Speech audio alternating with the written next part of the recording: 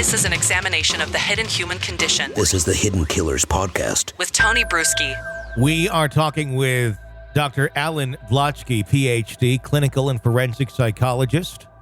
He's also the co-editor of Parental Alienation International and a member of the Parental Alienation Study Group. I want to talk more broadly today. We were talking yesterday about the Corey Richins case and still kind of on that, but more in a broader sense when we're talking about a parent with narcissistic tendencies. When someone is like that, is there ever much hope to get them back into a place or get them to a place really for the first time of being able to feel those things, of being able to parent in a productive, positive way if they never had the building blocks themselves or if it's not in an innate reaction that many of us just have? Well, in some cases, that's true. I think in other cases, there is hope, there is positiveness. I think if a parent themselves realize that something is missing, that they're not connecting with their kids like they hope they would, or that they think they should, if they can reach out and get professional help, then they can grow and they can develop those skills and things can get better. It's really the parent who is in a strong denial mode, who refuses any help from a spouse or another family member, who refuses to seek professional help, who really just sort of stonewalls the whole topic. Those are the parents that can sometimes get so lost that they can't get to a better place. So reaching out for help is the key. Reaching out for professional help, reaching out for support from family members and friends.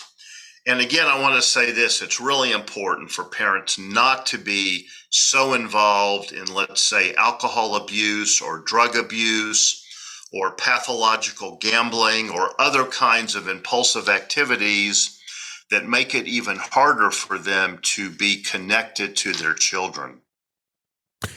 Without a doubt. And on that same line, with a parent that is in that sort of mode, isn't it far more difficult for someone who is already a narcissist? I mean, of course, you can go down the road of, narcissistic personality disorder and such, but those type of individuals are usually the last to raise a hand and go, I think I might be doing something wrong here.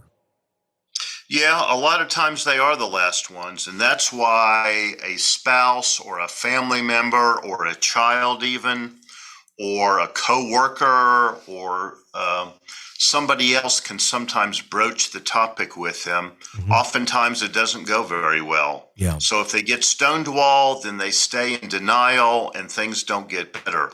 But if you can find somebody who will reach out again to a professional, mm-hmm. a family member, a spouse, and say, I'm open to getting help.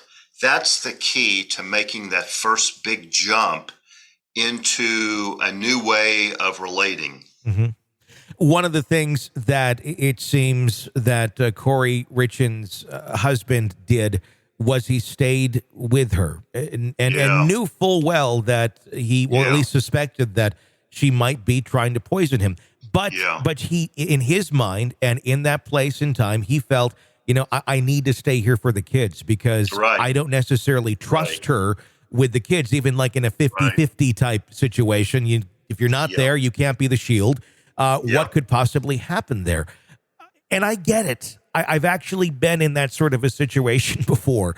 And it's in the moment you feel like you are helpless because there's not a lot that can be done if the person has not actually committed some sort of heinous crime to necessarily get your children out of that situation, even in a 50-50 type situation. Right. What do you recommend for a parent that may be finding themselves in that situation?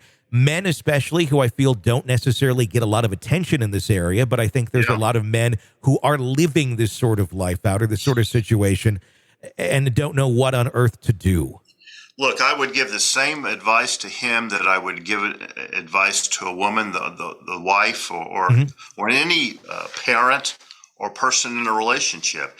If you seriously think your wife just tried to poison you in a sandwich, you've got to get out and you've got to get the kids out. And that's what I would have pushed him to do.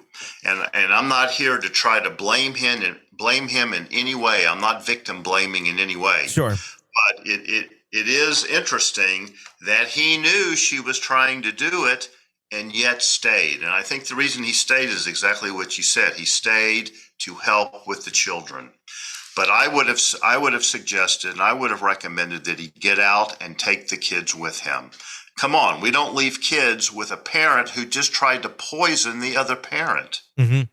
I think the scary part, though, for a lot of parents is, how do you necessarily prove that? If you don't have necessarily the evidence, you just suspect it, and you go and make that argument, because likely that other parent is going to go, what? I didn't do that.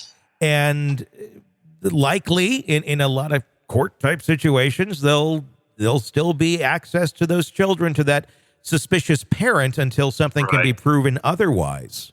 Right. Well, my understanding is that she tried to poison his sandwich. There's some evidence right there, unless he ate the whole sandwich, but I don't think he did. It's more so, if you have evidence, hold on to that, because that would definitely be helpful. Exactly. If you're in that sort of situation. And I'm assuming the thought process should also be this, and hindsight's 20/20 for many people who find themselves in those situations, but if someone's listening now and can benefit from this, I hope they do, is if that spouse is capable of poisoning you and has tried to kill in some way, shape, or form, they're likely also able to do the same thing to the children with the same lack of remorse, I'm assuming. Exactly. Or if not poison them, do something else that's equally terrible without any remorse. That's why you have to protect yourself and protect the kids. That's what I would have recommended, as hard as that is for men, as hard as it is for women. Sometimes you just have to do it in order to protect yourself and your children. And unfortunately, that's not what he did. I'm sure he did what he did with good intentions. But look what happened. This is an examination of the hidden human condition This is the Hidden Killers Podcast. with Tony Bruschi. I truly hope that interview and that discussion helps someone out there that may be in that sort of a situation to know, get out before things get far worse. It is scary and it may seem impossible at that time, but look how bad things can get. If you like the podcast, press subscribe.